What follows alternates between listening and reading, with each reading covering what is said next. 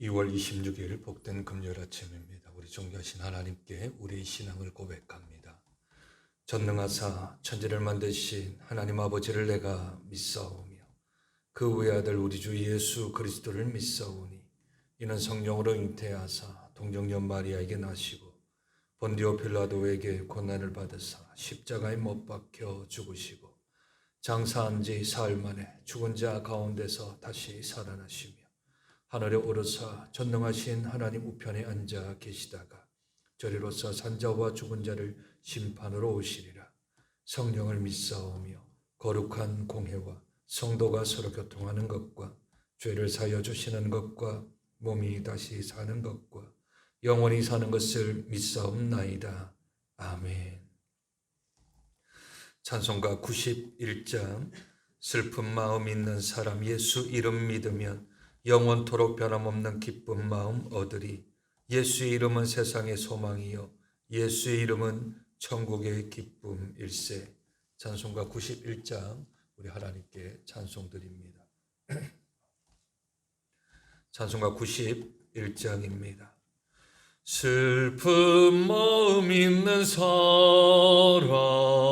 예수 이름 믿으며 영원토록 변함없는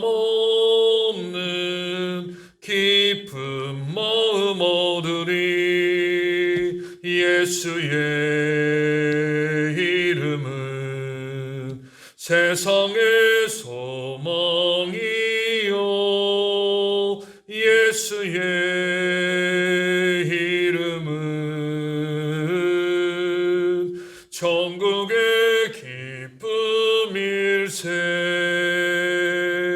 거룩하신 주의 이름 너의 방패 삼으라. 환난 시험 당할 때에 주께 기도 드려라. 예수의 이름은 세상의 소망이요 예수의 이름은 천국의 기쁨일세. 존귀하신 주의 이름 우리 기쁨 되도다. 주의 품에 안길 때에 기뻐 찬송 부르리. 예수의 이름은 세상의 소망이요 예수의 이름은 천국의 기쁨일세. 우리 갈 길 다 간 후에 보좌 앞에 나아가 왕의 왕께 경배하며 멸류관을 드리리. 예수의 이름은 세상의 소망이요 예수의 이름은 천국의 기쁨일세. 아멘. 하나님 말씀 예레미야 애가 1장입니다. 구약성경 1142쪽 정도에 있습니다. 예레미야 애가 1장 우리 1절부터 12절까지만 교독합니다. 예레미야 애가 1장 1절부터 12절까지 교독합니다. 슬프다 이 성이여 전에는 사람들이 많더니 이제는 어찌 그리 적막하게 앉았는고. 전에는 열국 중에 크던 자가 이제는 과부같이 되었고 전에는 열방 중에 공주였던 자가 이제는 강제 노동을 하는 자가 되었도다. 슬피 보니 눈물이 뺨에 흐름이요 사랑하는 자들 중에 그에게 위로하는 자가 없고 친구들도 다 배반하여 원수들이 유다는 환난과 많은 고난 가운데 사로잡혀 갔도다. 그가 열국 가운데 거주하면서 쉴 것을 얻지 못하며 그를 핍박하는 모든 자들이 궁지에서 그를 뒤따라 잡았도다. 시온의 도로들이 슬퍼하며 절기를 지키려 나가는 사람이 없음.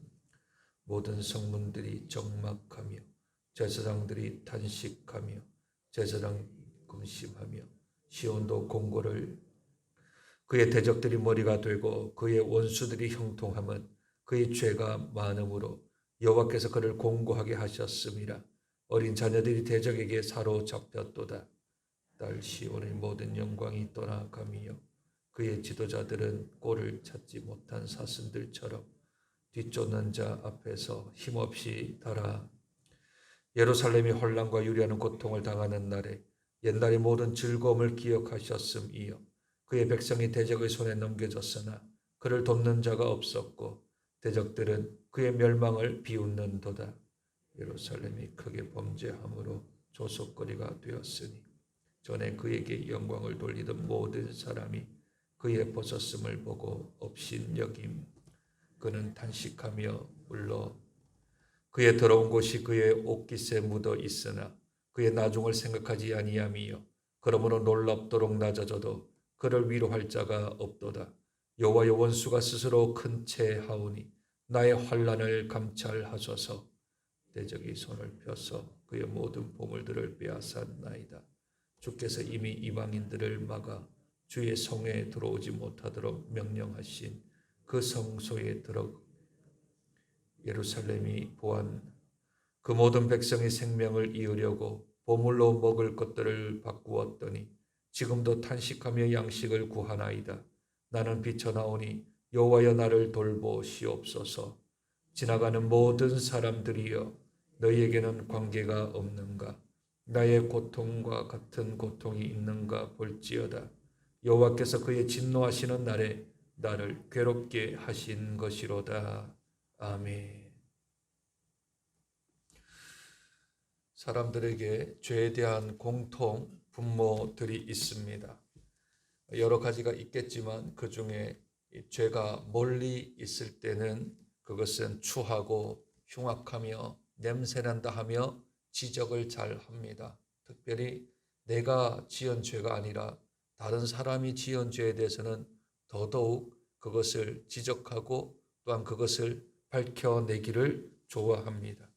그런데 이 죄라는 것이 자신에게 가까이 오면 그게 냄새난다고 하고 그것이 추악하고 그것이 더러우면 자기가 멀리해야 하는데 나에게 다 가까이 오면 그것이 좋게 여겨지는 그런 특성을 가지고 있습니다. 그리고 어떻게 하든지 그 죄로부터 벌어지는 위험성 또는 나에 대한 어려움들은 다 미화시키려고 하거나 아니면 변호를 하려는 그런 특성들이 있지요. 도리어 죄가 먹음직하고 보암직하고 나를 지혜롭게 할 만큼 탐스럽게 여겨지는 것이 죄들의 특징입니다. 그 죄를 짓기 전에는 아주 그 죄가 다가오면 매력적으로 여겨지고 세상을 다 가지는 것처럼 그것만 소유하면 그것만 내가 가지면 세상을 모두 얻은 것처럼 그런 착각을 일으켜 우리의 이 논리적인 사고들을 다 빼앗아 버리기도 합니다. 남의 죄는 비판하지만 자신의 죄는 언제든지 변호할 준비가 되어져 있습니다. 사자성어는 아니지만 요즘 하는 말이 내로남불이지요. 내가 하면 로맨스고 남이 하면 불륜이다 라고 말하는 그러한 것이 이 죄의 특성이기도 합니다. 그러나 죄가 가져다 주는 것이 쾌감이 없다면 사람들이 왜 죄를 짓겠습니까? 그 죄를 지으면 쾌감이 있습니다. 그 죄를 지으면 즐거움이 있습니다. 죄를 지으면 기쁨이 있습니다. 그런데 문제는 그것이 너무 순식간에 지나간다는 것이지요. 그것이 좀 오랫동안 길어지면 그래도 좀 한번 해볼 만할 터인데 이 죄의 쾌락과 즐거움은 오래가지 못하고 순간적으로 일어나는 그냥 충동적인 쾌락일 뿐입니다. 이 죄를 짓고 나면 그 뒤로부터는 더 절망감과 또한 우리에게는 자책감과 죄에 대한 책임감만 더욱더 커져 나가는 것이지요. 잠시 동안 누렸던 그 쾌감의 즐거움에 비하여서 그에 대하여 바치는 대가는 너무나도 크기 때문입니다. 요즘 스포츠계에 학폭 때문에 난리 있지요. 어릴 때 중학교 또는 고등학교, 초등학교 때까지 이 폭력을 행사한 것들의 피해자들이 이제 막 이야기를 하면서 아주 고액의 연봉을 받는 선수들이 그냥 그 자리에서 물러나야 하고 선수 은퇴 선언을 해야 되는, 그리고 또 여러 가지의 사회적인 지탄을 받는 경우들이 있지 않습니까? 참 안타까운 것은 자기가 지금 불행하다, 내가 지금 피해를 받고 있다라는 것을 밝히려 하니까 자기에게 피해를 받은 사람이 그 사람은 피해자가 아니라 가해자다 하면서 그렇게 이슈들을 만들고 있는 것이 지금 작금의 현실들입니다. 죄를 지을 때는 잘 모르지만 죄를 짓고 난 그 다음날 어떻습니까? 내가 잘못하고 나서 그것이 발각될까 봐, 그것이 들킬까 봐, 그것이 나에게 닥칠까 봐, 그것에 대한 불안감감, 초조함, 그리고 두려움은 이루 말할 수 없지 않습니까? 심지어 처절하기까지 합니다. 예레미야 애가라는 말 자체가 슬픈 노래라는 뜻입니다. 그냥 우리가 1절부터 12절까지 읽었는데 일반 평서문이 아니지요. 왠지 시적인 구절이 들어가 있고 왠지 노래 가사 같고 왠지 조금 더 음률이 있는 그러한 구절로 되어져 있습니다. 예레미야의 슬픈 노래입니다. 그래서 절마다 시작할 때 슬프다 슬프다 슬프다 하며 그가 처량하게 시를 짓고 노래를 불러 예레미야 애가라는 말을 지었습니다. 무엇 때문에 슬퍼하나요? 재산을 잃었나요? 건강을 잃었나요? 자녀를 잃었나요? 아닙니다. 하나님을 잃어버렸고 나라를 잃어버린 것에 대한 슬픔입니다. 왜 나라를 잃어버렸습니까? 왜 하나님 신앙을 잃어버렸습니까? 그 원인 자체가 죄로부터 시작을 합니다. 5절에 그의 대적들이 머리가 되고 그의 원수들이 형통함은 그의 죄가 많음으로 여호와께서 그를 공고하게 하셨습니다. 죄 때문에 시작된 그 하나님의 징계의 칼날이 이제 유다 땅에 임하였고 이들은 바벨론으로 포로가 되어져 버린 상태에 나라를 잃은 슬픔, 믿음을 잃어버린 슬픔, 그리고 그것을 말해야 하는 선지자의 슬픔, 모든 슬픔들이 다 이 안에 갖추어져 있습니다. 1절은 슬픔으로 시작을 하는데 22절 제일 마지막 절은 병이 드는 것으로서 마무리가 되어집니다. 슬퍼하니 그 마지막은 마음의 병이 드는 것이지요. 그에게는 육신의 병이 찾아오는 겁니다. 심적으로 너무 슬프고 희망이 없고 소망이 없는 세월. 선지자가 볼 때는 자기 살아생전에 다시 하나님께로 돌아올 수 있는 길은 없지 않습니까?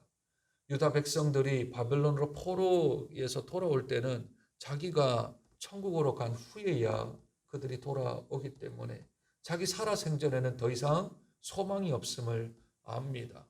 그러므로 슬픔에 대한 노래, 슬픔에 대한 감정만 가지고 있다가 결국 그는 병에 들고 말아버립니다. 그러면 슬픔으로 시작했다가 1장이 병듦으로 마무리가 되어지는데 그러면 그 슬픔에서 병듦까지 그 중간 과정들은 무엇이 있을까요?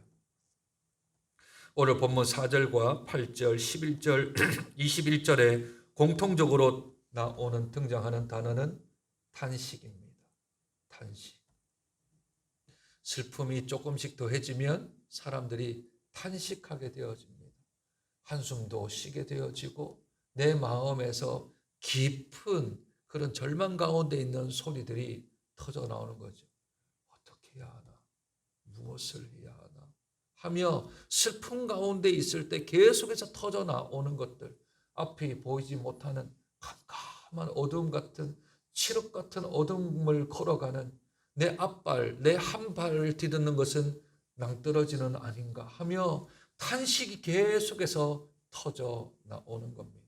그러면 슬픔에 갇혀 있던 사람들이 병으로 가기까지 중간에는 탄식이 계속 나오는 겁니다.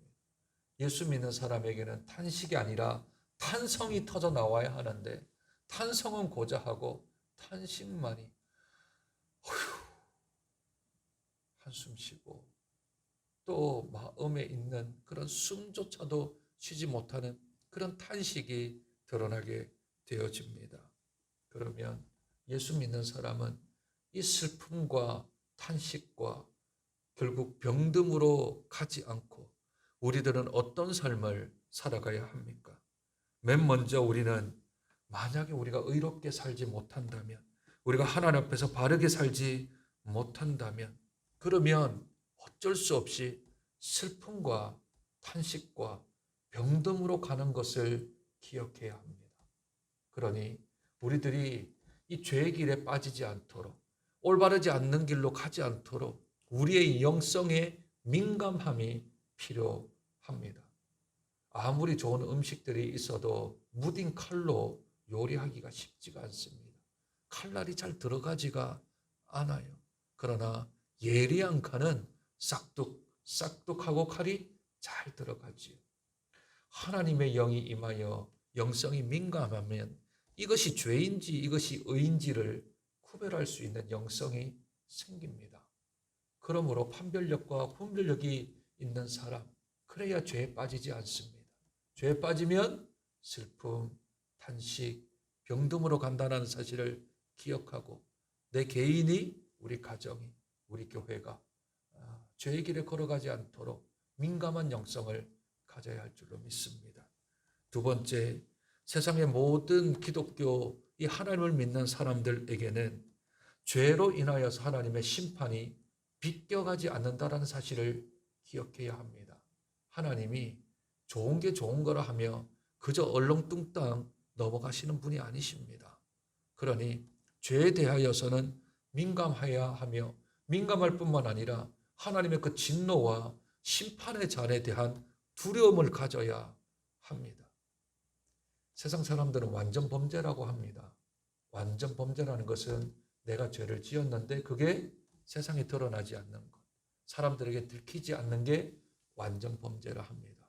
그렇다면 저와 여러분에게는 완전 범죄란 존재하지 않습니다. 왜냐고요? 사람은 모르게 속일 수 있을지언정 우리 하나님을 어떻게 속입니까? 내 안에 계신 하나님을 어떻게 속입니까? 그러니 우리에게는 완전 범죄란 없습니다.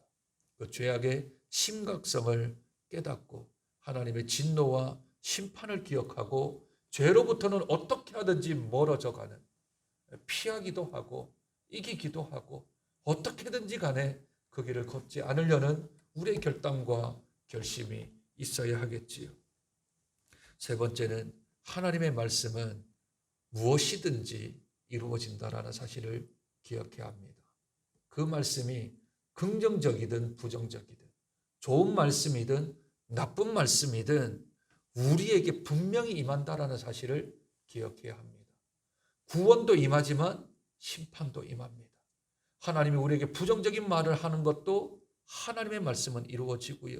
우리에게 긍정적인 말씀을 하신 것도 반드시 이루어진다라는 사실을 기억해야 합니다. 뿐만 아니라 행여나 우리가 고통 가운데 있다면 예레미야에게 슬픔과 또한 탄식과 병듦은 그의 죄로 인한 것이 아니라 민족적 죄로 인한 것 아니겠습니까? 예레미야에게 지은 죄는 없지 않겠습니까? 그러니 그에게 찾아오는 고통은 하나님 안에서 해결해야 합니다.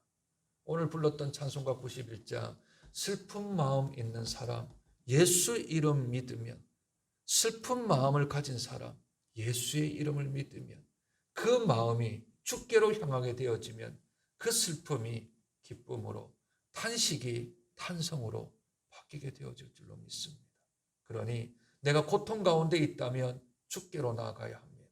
내가 슬픔 가운데 있다면 우리 주님께로 나와야 합니다. 그래야 그 슬픔을 해결합니다.